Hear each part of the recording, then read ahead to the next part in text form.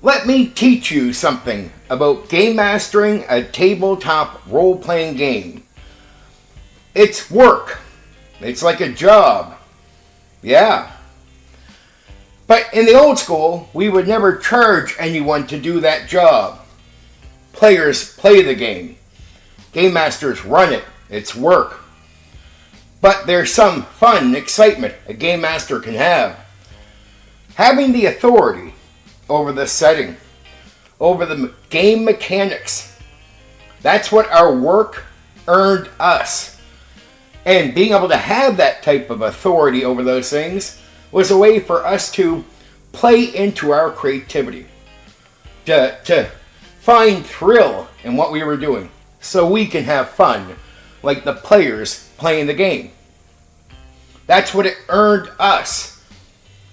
So the idea that you would charge anyone for that was off the table. But you did charge something, your right to have say over the mechanics of the game and the setting the players were playing their characters in. And in the game books, it would all support this. It would tell you, well, if your game master does this, if your game master allows this, your game master might change this. This is why we taught players they were not to expect the game to be rules as written. Not exactly that. We had the authority to change that. And we're not going to charge them money for playing the game. We're just going to get them to accept that we can make changes. And the game book is going to support what we're saying to our players. It's going to tell players right in the book, hey, if the game master allows us, if the game master wants this option, if the game master doesn't make a change here. So that's the way we built up the hobby. So people buying the games would understand that they might not get exactly every detail it says in the book, but the framework of the game is what they're getting.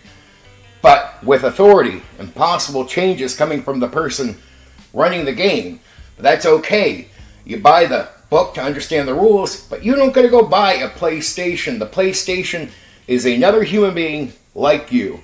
And the only payment you got to make for that PlayStation is to allow them, under a social agreement between them and you, to have authority, say, over the game you were going to play. Well, there was a time in the old school, one time for sure, that we were all okay with, well, I guess you would say you wouldn't hear criticism about what they would call a dungeon master for D&D getting paid. AD&D 1E brought out a tournament style. And tournament dungeon masters, many of them would work at game shops. They would get paid.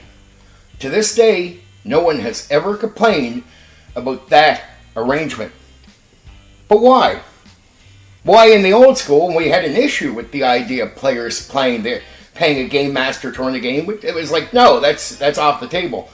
Why would we make an exception when it came to the tournament style? Because in tournament, the DM had to run the game rules as written. It's not your creativity. You're running with a module.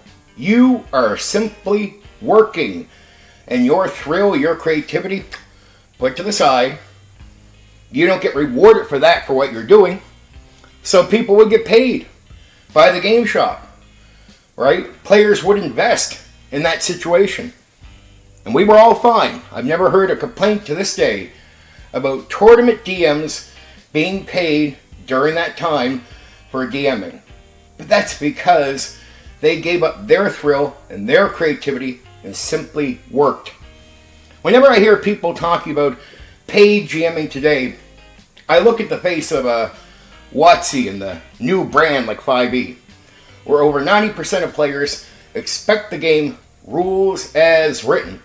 Then they get offended by the idea that the guy who might have to run that might want to get paid. And old school people will they'll frown at the idea of getting paid, but I'm like, wait. If you take the creativity away, the thrill away, the fun away from the person who's running the game, and you want them to be a slave to the rules, run it just as it is, well, if you want them to work without that type of fun and thrill, well then they have all the right in the world. They're justified to ask to be paid for their time.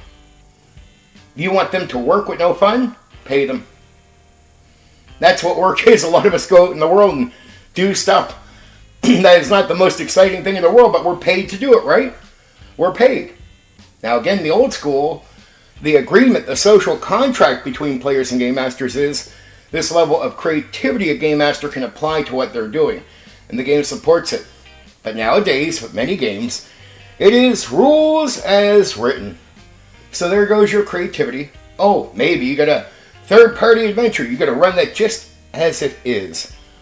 Well, there goes all your excitement. All your passion is driven out of what you're doing.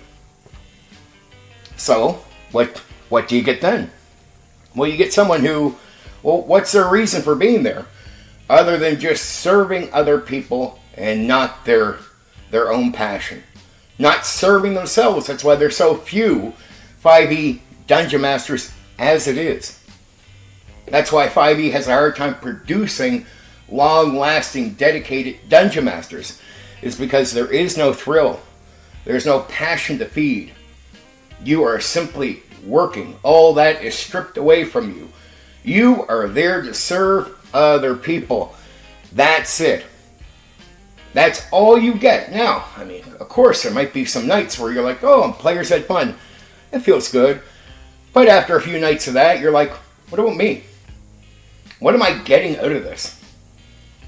Well, if you don't get much, what keeps you enthused to keep going back to a job? A paycheck. What's an incentive to keep you working? A paycheck. What you're working for. But what's a 5e DM working for? Well, right now, he's not getting paid. He's not working to gain anything. Right? And he's just serving people, which again, on a slight bit of stimulation, that can be okay. It's always nice to help people out. There's no doubt about it. But beyond that thrill, there is not much more to get. It's not like you're furthering someone's life, right? Like you're not a priest pushing religion in a way you see as a positive thing. It's a slight bit of praise that you can get by him for so long on, but that's not enough incentive to keep people going forward. This is why so many 5e people that step up to that plate, well, they're phased out pretty quick. They flop. They flake out of the process. Because there's not much to get back from it. Right? There's not much. And it's not that you cannot potentially be creative with 5e, but the vast majority of players will not accept it. Oh, go out there and try to recruit for a 5e game where you made some pretty nifty changes, you think. And you'll notice almost nobody joins your game. You'll be stuck. You'll watch all kinds of other people come along, guys that are going to flake out anyway, but for the moment they're there, running it as is, man, their table will fill up right away. Yours won't. Now, some people get lucky. I'm not talking about the exceptions here. I am talking about the majority. So if you're the exception, good on you. Good on you. Good on you that you get to be creative. But when you're not able to be creative, when there's an expectation that you run it just as it is, you are then to serve it and a little bit of praise is not enough incentive to keep you coming back to the table. That's how it is. That's how it's always been. So, at that stage, you might look at your players and say, well, hey, pay me. And you would be justified for asking for that at that stage. Now, if the hobby allows you to be creative with what you're doing, if players allow you to be creative and find your thrill, your passion, and feed it, then, yeah, that is your payment. And that's good enough because that's your way of having fun, the same way the players have fun playing their characters. That's your incentive to keep coming back week after week, month after month. Until we understand that, you can't go around saying to guys that are being requested to be servants only of other people and not their own passion and their own fun. You can't go around to those people and say, it's wrong to ask to be paid. What you're going to do is drive anybody away who would want to do it anyway. So at this point, I look at like the 5e realm, and I go, well, If you want more DMs to be able to handle all the surplus of players around the WotC Gaming, you have to open the door and say it's okay for a WotC DM to request payment for their services if you want to take all their passion away, strip it out, and you as a player just want your needs, your passion, and your fun to be serviced by somebody else who's not getting much back in return for what they're doing for you. That's why back in the old school, there's one time, for real, where there were paid dungeon masters for a D&D game, and that was tournament style with AD&D First Edition, and no one heckled, no one complained, no one said nothing. You know, sometimes we forget the reality of what's going on here. We forget to check our history in this hobby. We forget to examine why somebody might be asking for something and why other people, well, we would think don't have the right to. You should just run the game. You shouldn't be asking for money. That's only when your passion is taken care of. Your fun is taken care of as the person running the game.